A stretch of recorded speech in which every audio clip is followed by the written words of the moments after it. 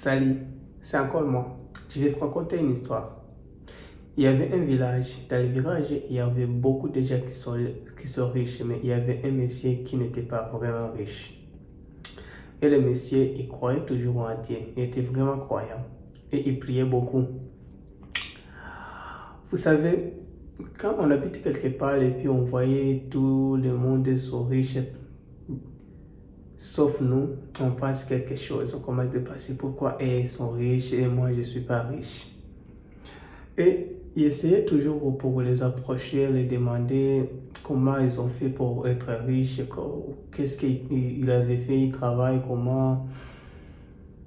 Mais les riches, ils montraient toujours le chemin, ils disaient que il faut que tu travailles comme ça, il faut que tu fais quoi, tu investis comme ça, tu vas être riche. Bon, il avait fait tout. Ça n'a vraiment pas marché. Mais il ne savait pas que être riche, c'est quelque chose. Parce que tu peux être riche et dans ta vie, tu n'es pas vraiment ni content. Dans ta famille, tu n'es pas vraiment content. Vous êtes toujours en train de chicaner avec ta femme ou bien avec tes enfants. Il n'y a pas vraiment l'humour dans vos familles. Le monsieur là qui est pauvre, il n'a pas pensé à ça. Lui justement, il voulait juste être riche. Un jour où il était à la maison, il était en train de prier. Il a demandé Dieu, il dit, tiens, pourquoi c'est juste moi dans ce village que je ne suis pas riche? Qu'est-ce que j'avais fait? Dis-moi, qu'est-ce que je peux vous donner pour que je peux au moins moi aussi être riche? Comme vous le savez, Dieu il nous attend toujours, mais il ne peut pas nous répondre en même temps. Il ne veut pas faire ça. Mais parfois, s'il veut, il peut le faire. Mais je ne sais pas pourquoi il ne fait pas ça. Bon, comme vous le savez, toujours quand on prie, on croit toujours que Dieu est attachant et il va toujours nous répondre. Même si ça va prendre des années, mais il va toujours nous répondre.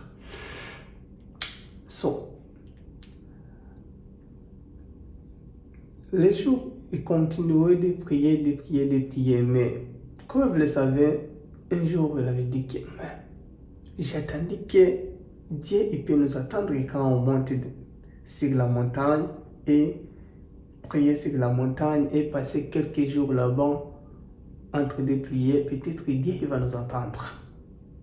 Le monsieur il avait dit que moi aussi, j'aimerais bien que je vais aller dans la montagne pour prier, peut-être que je vais être riche. Bon, il est passé 2 semaines sur la montagne.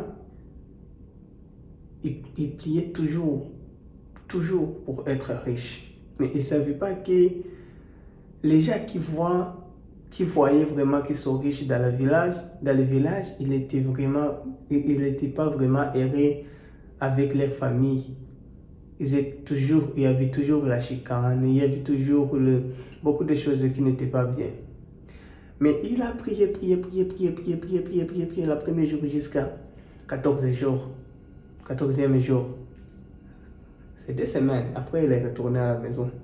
Quand il priait, il demandait toujours être riche, En arrivant à la maison, il a dormi. Parce qu'il avait beaucoup de jours en priant en montagne. Il est dormi. Quand il dormait, il a commencé à rêver. Il a rêvé qu'il était vraiment un riche du monde. Il n'y avait aucune personne qui le dépassait de l'argent. Mais le problème, vous savez, c'était quoi?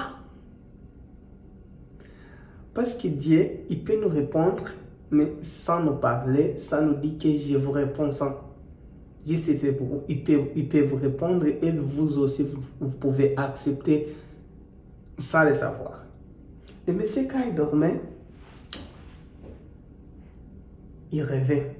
Il rêvait quand il avait beaucoup d'argent.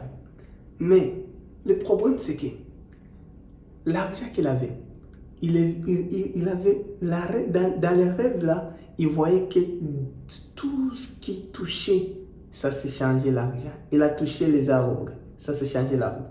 L'herbe, ça s'est changé l'argent. Les vêtements, ça s'est changé l'argent. Il a pris un sac pour mettre de l'argent, ça s'est changé l'argent. Vous savez, qui est grave, c'est quoi? Sa femme voyait que son homme a beaucoup d'argent. Il voulait l'embrasser. Même sa femme, il s'échangeait l'argent. Ses enfants, ils s'échangeaient l'argent.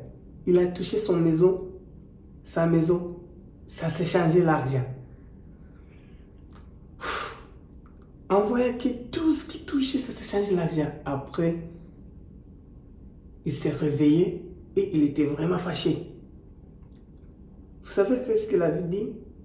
Il avait dit, oh Dieu, si la richesse que vous aimeriez vraiment me donner, c'est ça, vous pouvez le garder. Je ne veux pas vraiment être encore riche. Si vous pouvez me dire que ma famille, je peux la changer avec l'argent, tout ce que j'ai touché, ça se change l'argent, non, je ne peux pas toucher. Donc Dieu voulait remontrer que l'argent, il fait toujours du bonheur, c'est ça, tous les gens en croissant. Mais ça fait que toujours, quand on a de l'argent, il y a toujours les problèmes qui nous suivent. Même si on peut les résoudre, il y a les problèmes qu'on ne peut pas les résoudre avec de l'argent. Par exemple, vous voyez comme Bill Gates, il est vraiment riche, mais il n'est pas avec sa femme. Il est divorcé. Ça, c'est juste un exemple. Il y a beaucoup d'exemples, je peux vous donner, mais je sais que vous savez que, par exemple, avec de l'argent, il y a toujours quelques problèmes qu'on ne peut pas résoudre avec de l'argent. C'était juste ça. Bye bye. C'est moi, Nipacha Excella. Bye.